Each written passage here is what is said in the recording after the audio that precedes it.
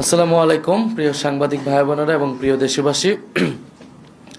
11 দলের পক্ষ থেকে আমরা এই নির্বাচন নিয়ে আমাদের অবস্থান অলরেডি ব্যক্ত করেছেন 11 দলের অন্যতম দল প্রধান দল জামাত ইসলামী সংগ্রামী আমির ডক্টর শফিকুর রহমান।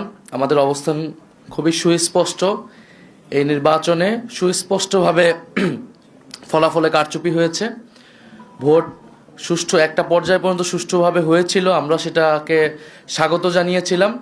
কিন্তু ফলাফল যখন ঘোষণা করার সময় হয়েছে, ওই সময়টাতে স্পেসিফিক অনেকগুলো আসনকে টার্গেট করে আপনারা দেখেছেন বাংলাদেশ খেলাফত মজলিসের আমির আল্লামা মামুনুল হক ঢাকা 13 সেই আসন, ঢাকা 8 আসন, বাংলাদেশ জামাত ইসলামের সেক্রেটারি জেনারেলের আসন, এরকম স্পেসিফিক কয়েকটা আসনকে টার্গেট করে সেটার ফলাফল পরিবর্তন করে দেওয়া হয়েছে।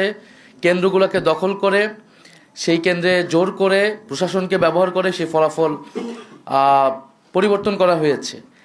এখন যেই প্ল্যানের কথা আমরা শুনেছি, আমরা সেই প্ল্যানের একটা বাস্তবায়ন বা সেই প্ল্যানের একটা স্বরূপ কিন্তু এই নির্বাচনে আমরা দেখতে পাচ্ছি। এবং এই ধরনের ফলাফল কারচুপি করে যারা পুরনো আমলে আওয়ামী লীগ যেইভাবে নির্বাচন করেছে সেই ধরনের প্রচেষ্টা আমরা যাদের ভিতর দেখতে পাচ্ছি, তারা কিভাবে রাষ্ট্র পরিচালনা করবে, কীরকম দেশ পরিচালনা করবে সেটা নিয়ে জনগণের মধ্যে প্রশ্ন এসেছে। এবং নির্বাচনের পরদিনই যারা তাদের প্রতিদ্বন্দ্বীদের উপরে হামলা, সারা দেশে নির্বিচারে বাড়িঘরে হামলা, আগুন লাগানো, হুমকি এবং এলাকা ছাড়া করতেছে, তাদের কাছে এই দেশের জনগণ, এই দেশের মানুষ কিভাবে নিরাপদ থাকবে সেটা নিয়ে প্রশ্ন এসেছে। এবং সেটার জন্য আমরা 11 দল কিন্তু ঐক্যবদ্ধ হয়েছি। এবং ডক্টর শফিকুর রহমান বলেছেন স্পষ্টভাবে যে এটার জন্য রাজপথে নামার প্রয়োজন হলে আমরা সেটার প্রস্তুতি নিচ্ছি। কারণ এই দেশের মানুষকে, যারা 11 দলের পক্ষে নির্বাচনে কাজ করেছে, নেতাকর্মী সমর্থক, তাদেরকে হেফাজত করা, তাদেরকে রক্ষা করার দায়িত্ব আমাদের। আরেকটি কথা আমি বলতে চাই, আমরা জনগণকে অভিবাদন জানাই যে জনগণ এত প্রতিকূলতার মধ্যেও 11 দলের পক্ষে ভোট দিয়েছেন, 11 দলের পক্ষে বিজয়ী হয়েছেন।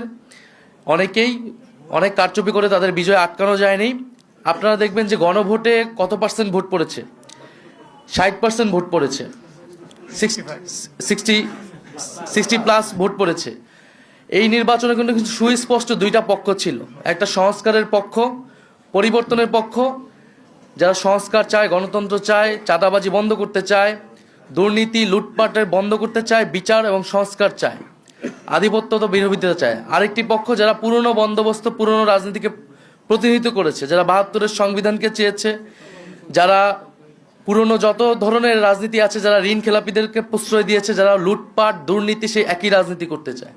ফলে জনগণ ব্যাপকভাবে যেই 60%-এর বেশি, 60+ সংস্কারের পক্ষে তারা ভোট দিয়েছে, সেই একই জনগণ কিন্তু 11 দলের পক্ষেও ভোট দিয়েছে।